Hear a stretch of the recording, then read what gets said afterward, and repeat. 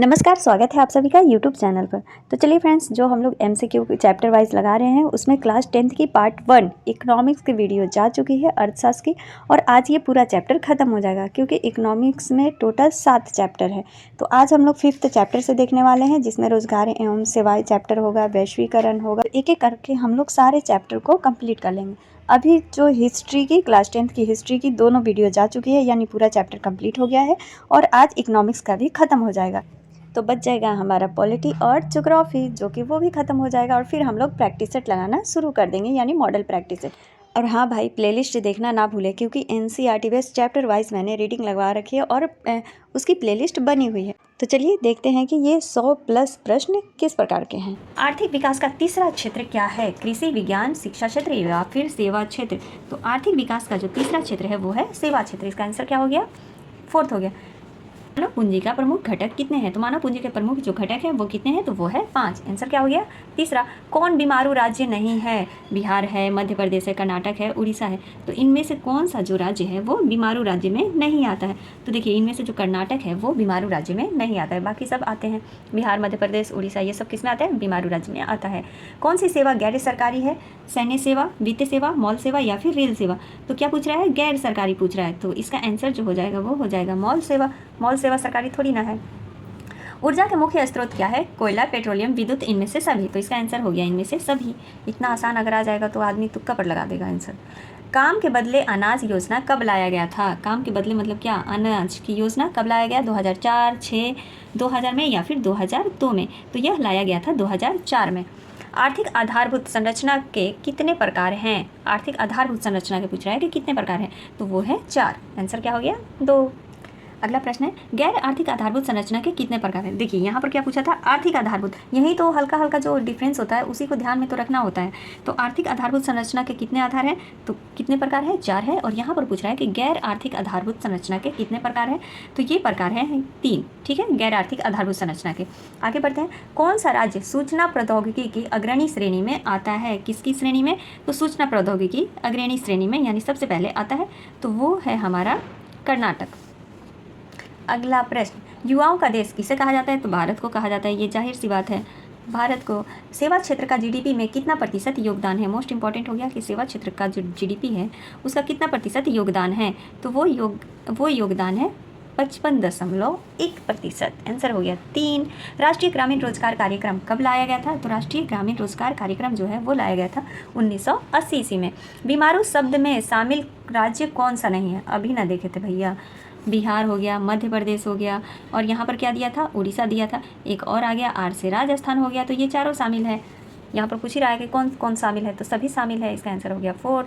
14 प्रश्न है, किस शताब्दी में सेवा क्षेत्र का योगदान सबसे अधिक रहा? किस शताब्दी में? तो भैया 21वीं शताब्दी में। ठीक है, इसका आंसर क्या हो गया? दूसरा हो गया।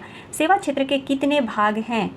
वाह, सेवा क्षेत्र के कितने भाग हैं? इकोनॉमिक्स में सबसे ज़्यादा भाग ही पढ़ना है कि कितने भाग कहाँ पर है, कितनी आधारभूत है, कितने प्रकार हैं। तो सेवा क्षेत्र के कितने भाग हैं? तो वो भाग है 2। इसका आंसर क्या हो गया? पहला हो गया। बिहार में रोजगार उपलब्ध कराने का सर्वोत्तम क्षेत्र क्या है? बिहार में सबसे सर्वोत्तम क्षेत्र कृषि ही है। आगे बढ़ते हैं। भारत किस प्रकार की श्रेणी में आता है? विकसित, अल्प विकसित, अर्ध विकसित या फिर विकासशील? तो भारत जो है विकासशील की श्रेणी में आता है। वह सेवाएं जिसमें सरकारी तथा गैर सरकारी दोनों स्तर पर चलाई जाती हैं। अच्छा, वो कौन सी सेवाएं हैं जो कि सरकारी और गैर सरकारी दोनों स्तर पर चलाई जाती हैं? स्कूल, सही बात है, सरकारी और प्राइवेट दोनों है। स्वास्थ्य सेवा भी सही है, बैंकिंग भी वही है। तो इनमें से सभी हो गया। अगला प्रश्न है, विश्व की सबसे बड़ी योजना मानी जाती है? नरेगा, स्वयं सहायता समूह, जवाहर रोजगार योजना, काम के बदले अनाज? तो सबसे बड़ी योजना जो मानी जाती है वो मानी जाती है नरेगा। नेक्स्ट प्रश्न एंड अंतिम प्रश्न है इस चैप्टर का, किस वर्ष से निजी क्षेत्र में भी संयुक्त भागीदारी विकास में अहम भूमिका निभाना शुरू कर दिया? देखिए, प्रश्न एक बार फिर पढ़िए कि किस वर्ष से जो निजी क्षेत्र है उसमें संयुक्त भागीदारी विकास में अहम भूमिका निभाना शुरू कर दिया। जो निजी क्षेत्र था वो संयुक्त भागीदारी में अहम भूमिका अपनी निभानी शुरू कर देती है। तो कब से? तो वो करता है 1981 से। चलिए अब चैप्टर हम अपना छठा देखते हैं, वैश्वीकरण। प्रश्न है, नई आर्थिक नीति में से किसे सम्मिलित किया गया है? उदारीकरण को, वैश्वीकरण को, निजीकरण को या फिर इनमें से सभी? तो नई आर्थिक नीति में तो ये सभी शामिल है। इसका आंसर क्या हो गया? 4th। अगला प्रश्न है, वैश्वीकरण के मुख्य अंग कितने होते हैं? तो वैश्वीकरण के मुख्य अंग 5 होते हैं। कौन सा बहुराष्ट्रीय कंपनी है? बहुराष्ट्रीय कंपनी पूछ रहा है, तो फोर्ड मोटर्स है, कोको कोला है, सैमसंग है, उपयुक्त में से सभी, तो ये सभी है। पार्ले समूह के थम्स अप ब्रांड को किस बहुराष्ट्रीय कंपनी ने खरीद लिया? तो ये खरीदा है कोको कोला ने। इसका आंसर क्या हो गया? 1। भारत सरकार ने निजीकरण की नीति को कब अपनाया था? तो वो अपनाया था 1991 ईस्वी में। वैश्वीकरण को संभव बनाने वाले कारक है, तो वैश्वीकरण को संभव बनाने वाले कारक कौन है? प्रौद्योगिकी में प्रगति, सही बात है। विदेशी निवेश का उदारीकरण, 1 अथवा 2, तो ये दोनों हो जाएगा वैश्वीकरण में को संभव बनाने वाले कारक। 7वां प्रश्न है, विश्व व्यापार संगठन की स्थापना कब हुई थी? तो विश्व व्यापार संगठन की स्थापना जो हुई थी वो हुई थी 1995 ईस्वी में। किसने कहा देश की प्रगति के लिए बिहार की प्रगति आवश्यक है? ये रिपीट क्वेश्चन हो गया, APJ अब्दुल कलाम ने कहा था। बिहार में वैश्वीकरण का सकारात्मक प्रभाव किस पर पड़ा? अच्छा, वैश्वीकरण का सकारात्मक प्रभाव किस पर पड़ा?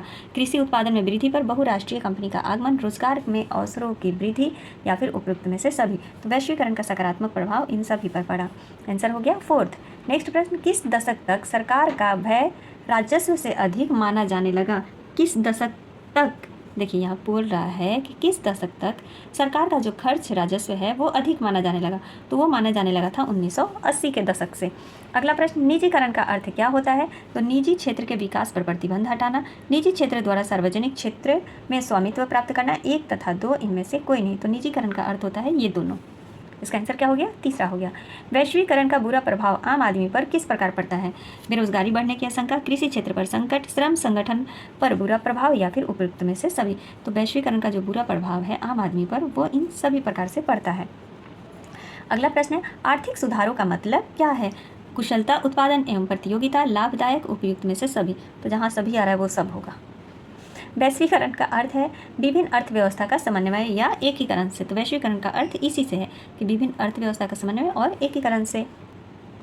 विश्व का सबसे बड़ा उपभोक्ता बाजार है। विश्व का सबसे बड़ा उपभोक्ता बाजार कौन है? देश, तो वो है भारत। ऐसा आवासीय स्थान जहां विभिन्न विचारों तथा धार्मिक मान्यता के लोगों को रहने की व्यवस्था की जाती है उसे क्या कहा जाता है? तो देखिए वो कौन सा स्थान है? तो उससे कहा जाता है वैश्विक गाँव। ठीक है, इसका आंसर क्या हो गया? 1 हो गया। LPG की व्याख्या इस प्रकार है, पहला है लिबरलाइजेशन, ग्लोबलाइजेशन, प्राइवेटेशन। तो ये चारों होगा, मतलब ये तीनों सही है। LPG की जो व्याख्या है ये तीनों उसका फुल फॉर्म है। इसका आंसर क्या हो गया? 4th हो गया। नई आर्थिक नीति का उद्देश्य है, उद्देश्य यहाँ पर बोल रहा है कि क्या है? उत्पादन इकाई की कार्यशीलता स्तर में सुधार, आर्थिक विकास की दर बढ़ाना, आर्थिक विकास के लिए विश्वव्यापी संसाधन का प्रयोग, इनमें से सभी। तो नई आर्थिक नीति का उद्देश्य क्या है? तो इनमें से सभी उद्देश्य हैं, ये तीनों के तीनों। स्वयं सहायता से लाभान्वित हैं। स्वयं सहायता से कौन लाभान्वित है भैया? ग्रामीण पुरुष समाज, ग्रामीण महिला समाज। तो स्वयं सहायता में कौन है? ग्रामीण महिला है, तो यही लाभान्वित होगी। सैमसंग किस देश की कंपनी है? भारत, जापान, उत्तर कोरिया, या फिर दक्षिण कोरिया। तो सैमसंग जो है वो दक्षिण कोरिया की कंपनी है। 2 देशों के मध्य होने वाले व्यापार को क्या कहा जाता है? तो 2 देशों के मध्य होने वाले व्यापार को कहा जाता है विदेशी व्यापार। क्या कहा जाता है? विदेशी व्यापार कहा जाता है। नेक्स्ट प्रश्न, वैश्वीकरण क्या है? विभिन्न देशों के बीच परस्पर मतभेद, एक देश दूसरे देश की बुराई करना, ये थोड़ी ना वैश्वीकरण हुआ। तीसरा है विभिन्न देशों के बीच परस्पर संबंध और तीव्र एकीकरण, यही वैश्वीकरण होता है। इसका आंसर क्या हो गया? तीसरा। बहुराष्ट्रीय कंपनियों के निवेश का रास्ता है दूसरे देशों में कारखाने स्थापित करना, स्थानीय कंपनियों के साथ संयुक्त उत्पादन, स्थानीय कंपनियों को खरीदना, या फिर इनमें से सभी। तो देखिए बहुराष्ट्रीय जो कंपनियों का निवेश का रास्ता होता है वो इन सभी से होकर गुजरता है, तो इनमें से सभी हो गया। बहुराष्ट्रीय कंपनियों का प्रमुख उद्देश्य क्या होता है? उनका जो मुख्य उद्देश्य है वो क्या होगा? तो अपने सामान और सेवाओं को विदेश में बेचना, ये भी होगा। व्यापार को विदेश में फैलाना, ये भी होगा। लाभ अर्जित करना, कोई भी व्यापार कर रहे हैं, व्यवसाय कर रहे हैं तो लाभ के लिए कर रहे हैं, तो ये सभी होगा बहुराष्ट्रीय कंपनियों का उद्देश्य। इसका आंसर क्या हो गया? 4th हो गया। अगला प्रश्न है, भारत में वैश्वीकरण का प्रभाव है। तो भारत में वैश्वीकरण का क्या प्रभाव है? तो इसके प्रभाव से सिर्फ भारतीय कंपनियां बढ़ी हुई प्रतिस्पर्धा से लाभान्वित हुई हैं। इसके प्रभाव से बहुराष्ट्रीय कंपनियों ने भारत में अपने विदेश निवेश की वृद्धि की है। वैश्वीकरण के कारण छोटी औद्योगिक इकाइयां बंद हो गई और जिससे बेरोजगारी में वृद्धि हुई, या फिर उपयुक्त में से सभी। तो 25 का जो आंसर हो जाएगा ये सभी हो जाएगा कि ये भारत में जो वैश्वीकरण का प्रभाव है इन सभी से होता है। अगला प्रश्न, विदेशी निवेश है किसी कंपनी द्वारा किया गया निवेश, किसी राज्य द्वारा किया गया निवेश, बहुराष्ट्रीय कंपनियों द्वारा किया गया निवेश, या फिर इनमें से सभी। तो विदेशी निवेश क्या है? तो बहुराष्ट्रीय यानी अलग अलग राष्ट्रीय कंपनियों द्वारा किया गया निवेश, यही क्या है? बहुराष्ट्रीय कंपनी। 26 प्रश्न है, विदेशी निवेश है। तो विदेशी निवेश क्या है? किसी कंपनी द्वारा किया गया निवेश, किसी राज्य द्वारा किया गया निवेश, बहुराष्ट्रीय कंपनियों द्वारा किया गया निवेश। तो यही इसका आंसर होगा कि बहुराष्ट्रीय यानी अनेकों राष्ट्रीय कंपनियों द्वारा किया गया निवेश जो होता है वो विदेशी निवेश होता है। तो छठा चैप्टर से फ्रेंड 26 प्रश्न थे। अब आते हैं हम लोग 7वें चैप्टर की तरफ, जिसमें कि 31 प्रश्न है। उपभोक्ता जागरण एवं संरक्षण मोस्ट इंपॉर्टेंट हो जाता है। भारतीय उपभोक्ता संरक्षण अधिनियम की घोषणा कब की गई थी? वो की गई थी 1986 ईस्वी में। किसकी? भारतीय उपभोक्ता संरक्षण अधिनियम की घोषणा। उपभोक्ता अधिकार दिवस कब मनाया जाता है? तो 15 मार्च को मनाया जाता है उपभोक्ता अधिकार दिवस। उपभोक्ता द्वारा शिकायत करने के लिए आवेदन शुल्क कितना लगता है? देखो भैया, आवेदन शुल्क जो होता है वो कुछ नहीं लगता है उपभोक्ता के लिए। जिला फोरम में शिकायत दर्ज करने के लिए न्यूनतम मूल्य राशि कितनी है? जिला फोरम में शिकायत दर्ज करने के लिए न्यूनतम जो राशि होती है वो कितनी होती है? तो वो होती है 20 लाख से कम। इसका आंसर क्या हो गया? 3 हो गया। अगला प्रश्न है, अगर उपभोक्ता फोरम से संतुष्ट नहीं है तो वह कितने दिनों के अंदर उच्चतम न्यायालय में अपील दायर कर सकता है? ठीक है, तो वो कर सकता है 1 महीने के अंदर में, यानी 30 दिन के अंदर में। उपभोक्ता संरक्षण अधिनियम कितने स्तरों पर विभाजित है? तो उपभोक्ता जो संरक्षण अधिनियम है वो 3 स्तर पर विभाजित है। इसका आंसर क्या हो गया? तीसरा हो गया। उपभोक्ता संरक्षण अधिनियम किस धारा के अंतर्गत अधिकार प्रदान करता है? भैया उपभोक्ता से प्रश्न कंप्लीट कर लीजिएगा। तो उपभोक्ता संरक्षण अधिनियम किस धारा के अंतर्गत काम करता है, यानी अधिकार प्रदान करता है? तो वो करता है धारा 6 के तहत। उपभोक्ता शोषण के मुख्य कारक है डुप्लीकेट वस्तुएं, मिलावट समस्या तथा कम गुणवत्ता, ऊंची कीमत तथा कम तौल, उपरोक्त में से सभी। तो ये सभी है शोषण के मुख्य कारण। उपभोक्ता राहत के तरीके क्या नहीं है? अच्छा, तरीके क्या नहीं है? सामान में खराबी रहने देना, सेवा में त्रुटियां हटाना, सामान को बदलना, चुकाए मूल्य को वापस लेना।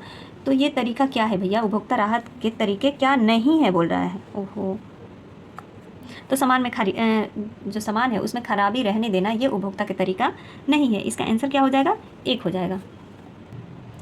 उपभोक्ता जागरूकता के नारे हैं अपने अधिकार को पहचानने, ग्राहक सावधान, जागो ग्राहक जागो, उपरोक्त में से सभी। तो ये सभी हैं जो उपभोक्ता के नारे हैं। किसने कहा ग्राहक हमारी दुकान में आने वाला सबसे महत्वपूर्ण व्यक्ति है, वह हम पर निर्भर नहीं हम उन पर निर्भर हैं? ये किसने कहा है या फिर यह किसका कथन है? तो ये कथन है महात्मा गांधी का। आंसर हो गया हमारा 1। यदि कोई वस्तु मानक स्तर का नहीं है तो उपभोक्ता अपनी शिकायत कहाँ दर्ज करवा सकता है? उपभोक्ता जागरण, उपभोक्ता संरक्षण, उपभोक्ता शोषण, इनमें से कोई नहीं। तो यदि कोई भी वस्तु मतलब उसके स्तर का नहीं है तो उपभोक्ता जो है अपनी शिकायत उपभोक्ता जागरण में करा सकता है। आंसर क्या हो गया? 1। सूचना का अधिकार कब लागू किया गया था? तो सूचना का अधिकार जो लागू किया गया था वो 2005 में। राष्ट्रीय उपभोक्ता हेल्पलाइन किस विश्वविद्यालय द्वारा की गई थी? अच्छा, राष्ट्रीय उपभोक्ता हेल्पलाइन किस विश्वविद्यालय द्वारा? तो बम्बई विश्वविद्यालय द्वारा, नहीं, 1 मिनट, दिल्ली विश्वविद्यालय द्वारा किया गया था। इसका आंसर क्या हो गया? 1 हो गया। अगला प्रश्न है, ISI egg mark, bull mark, hall mark इत्यादि क्या है? अंडा उत्पादन से गुणवत्ता का निशान है, सब्जी उत्पादन है, या फिर इनमें से कोई नहीं? तो ये सब जो हॉल मार्क, एग मार्क ये सब रहता है, ये क्या है? गुणवत्ता का निशान होता है कि यानी यह अच्छा है वस्तु। राज्य आयोग के समक्ष शिकायत की राशि है, राज्य आयोग के समक्ष शिकायत की राशि कितनी है? चलिए देख लेते हैं। 20 लाख से अधिक, 1 करोड़ से कम, 20 लाख से कम, 1 करोड़ से अधिक, या फिर 20 लाख से अधिक। तो राज्य आयोग के समक्ष शिकायत की जो राशि है वो है 20 लाख से अधिक बट 1 करोड़ से कम। तो उसका आंसर हो गया 1। राष्ट्रीय मानव अधिकार आयोग के अध्यक्ष कौन होते हैं? मानव अधिकार आयोग के अध्यक्ष पूछ रहा है। उच्चतम न्यायालय से सेवानिवृत्त प्रधान न्यायाधीश होते हैं, उच्च न्यायालय के मुख्य न्यायाधीश, सांसद होता है, या फिर राज्य विधानमंडल के सदस्य होते हैं। तो देखिए, जो राष्ट्रीय मानव अधिकार आयोग का जो अध्यक्ष बनता है वो उच्चतम न्यायालय का, उच्च न्यायालय नहीं, उच्चतम न्यायालय से जो सेवानिवृत्त हो जाता है प्रधान न्यायाधीश वो बनता है। तो इसका आंसर क्या हो गया? 1 हो गया। RTI का फुल फॉर्म क्या है? RTI का फुल फॉर्म क्या है? Right to intention, real to industries, race to enter, या फिर राइट टू इन्फॉर्मेशन। तो RTI का फुल फॉर्म जो होता है वो होता है राइट टू इन्फॉर्मेशन। अगला है, आभूषण की शुद्धता की पहचान है हॉलमार्क, एगमार्क, या दोनों, इनमें से कोई नहीं? तो भैया आभूषण की शुद्धता किससे करते हैं? सभी महिलाएं जो भी बहनें हैं वो आंसर दीजिए हॉलमार्क से। इसका आंसर क्या हो गया? 1 हो गया। राष्ट्रीय उपभोक्ता हेल्पलाइन का नंबर क्या है? ये एग्जाम में पूछा जाता है। तो हेल्पलाइन का जो नंबर है वो याद कर लीजिए, 1811 4000। ठीक है, इसका आंसर क्या हो गया? 3 हो गया। भारत में सूचना का अधिकार कब लागू किया गया, यानी RTI? तो ये कब लागू किया गया था? 2005 में। अगला प्रश्न है हमारा, उपभोक्ता सुरक्षा अधिनियम पारित किया गया था। उपभोक्ता संरक्षण जो अधिनियम है वो कब पारित किया गया था? तो वो किया गया था 1986 ईस्वी में। राष्ट्रीय उपभोक्ता आयोग कहाँ स्थित है? तो राष्ट्रीय उपभोक्ता जो आयोग है वो, 1 मिनट, राष्ट्रीय उपभोक्ता आयोग कहाँ स्थित है? कोलकाता, लखनऊ, नई दिल्ली, या फिर मुंबई में? तो वो स्थित है नई दिल्ली में। आंसर क्या हो गया? 3 हो गया। भारत में उपभोक्ता आंदोलन का उदय हुआ कब हुआ? 1960 के दशक में, 1950 के दशक में, 1970 के दशक में, या फिर 1980 के दशक में? तो उपभोक्ता आंदोलन का जो उदय हुआ था वो हुआ था 1960 के दशक में। आंसर क्या हो गया? 1 हो गया। कोई भी उपभोक्ता अपने माल की खरीद के कितने दिन की अवधि में उपभोक्ता मंच के बाद दायर कर सकता है? अब देखिए, कोई भी जो उपभोक्ता है वो अपने माल की जो खरीद है वो कितने दिन की अवधि में उपभोक्ता मंच में, देखिए ये क्वेश्चन समझिए कि कोई भी जो उपभोक्ता है अपने माल की खरीद यानी जो खरीदता है उसको कितने दिन की अवधि तक उसको क्या यानी वापस कर सकता है। तो जैसे फ्लिपकार्ट से आजकल तो ऑनलाइन शॉपिंग बहुत हो रही है, तो उसका भी रिटर्न का दिया रहता है ना कि 1 सप्ताह के अंदर तक रिटर्न लिया जाएगा या 1 महीना का। तो वहीं यहाँ पर ये प्रश्न पूछ रहा है 15 दिन में, 20 दिन में, 30 दिन में या फिर 40 दिन में। तो इसका आंसर जो हो जाएगा 30 दिन में, कि 30 दिन तक वह उपभोक्ता मंच में अपना वाद जो है वो दायर कर सकता है। आगे बढ़ते हैं। 26 प्रश्न है, जिला उपभोक्ता मंच में कितने सदस्य होते हैं? तो वो होते हैं 3। जिला उपभोक्ता मंच में कितने सदस्य? 3 सदस्य होते हैं। उपभोक्ता के अधिकारों में सम्मिलित है प्रतिनिधित्व का अधिकार, क्षतिपूर्ति निवारण का अधिकार, चुनने का अधिकार, इनमें से सभी। तो भैया उपभोक्ता के ये सभी अधिकार हैं, वो कुछ भी कर सकता है। उपभोक्ता का कर्तव्य है उत्पादन तिथि की जांच करना, अधिकतम खुदरा मूल्य की जांच करना, वस्तु की गुणवत्ता की जांच करना, इनमें से सभी। तो ये उपभोक्ता के सभी कर्तव्य हैं कि तिथि का भी जांच करें, खुदरा मूल्य की जांच करें, वस्तु की गुणवत्ता की जांच करें, सब करें। 29 हमारा प्रश्न है, राज्य उपभोक्ता मंच में कितने रुपए तक के मामलों का निस्तांतरण होता है? तो कितने मतलब देखिए, राज्य उपभोक्ता मंच में कितने रुपए तक, जैसे आप सामान खरीदने हैं 20 लाख या 20 लाख से ऊपर अगर सामान खरीदते हैं तो कितना खरीद तक आप जा करके ये उपभोक्ता में शिकायत अपनी दायर कर सकते हैं। तो यही बोल रहा है कि राज्य उपभोक्ता मंच में कितने रुपए तक मामलों को जो है निपटाया जाता है। तो 20 लाख तक, 20 लाख से तथा 1 करोड़ तक, 1 करोड़ से अधिक इनमें से कोई नहीं। तो 20 लाख से लेकर, तो इसका आंसर जो हो जाएगा 2 हो जाएगा कि 20 लाख से अधिक तथा 1 करोड़ तक किया जा सकता है। अगला प्रश्न है, जिला उपभोक्ता मंच में कितने रुपए तक मामलों का निस्तांतरण होता है? तो 20 लाख तक। अब देखिए यहाँ पर वही प्रश्न को कैसे घुमाकर पूछा है, तो इसका आंसर क्या हो जाएगा? दूसरा हो जाएगा कि 20 लाख तक। विक्रेता अथवा दुकानदारों द्वारा उपभोक्ताओं का शोषण किया जाता है, मिलावटी वस्तुएं देकर, कम वजन देकर, अधिक कीमत लेकर, उपरोक्त में से सभी। तो ये सभी हैं जो दुकानदार एक करता है। तो इसका आंसर क्या हो गया? 4th हो गया। तो इकोनॉमिक्स क्लास 10th का जो इकोनॉमिक्स चैप्टर वाइज प्रश्न था वो आज खत्म होता है, यानी 2 वीडियो में ये हम लोग कंप्लीट कर लिए। उसके बाद हम लोग क्या करेंगे, उसके बाद फ्रेंड्स हम लोग कक्षा 9th की जो लोकतांत्रिक यानी पॉलिटी से जो भी प्रश्न है चैप्टर वाइज, तो इसमें भी 1 दिन में ये पूरा खत्म हो जाएगा, क्योंकि इसमें ज़्यादा प्रश्न नहीं दिया हुआ है। क्लास 9 से, क्लास 10th से प्रश्न दिया हुआ है, क्योंकि क्लास 10th से जो है अधिकतर चैप्टर तो 9th और 10th का दोनों का मिलता जुलता रहता है, तो इसीलिए क्लास 10th में सबसे अधिक प्रश्न पूछा गया है, यानी एक चैप्टर से लगभग 30 से 40 प्रश्न पूछे गए हैं। चलिए मिलते हैं अगले वीडियो में, तब तक के लिए आप सभी का दिल से धन्यवाद। Thank you.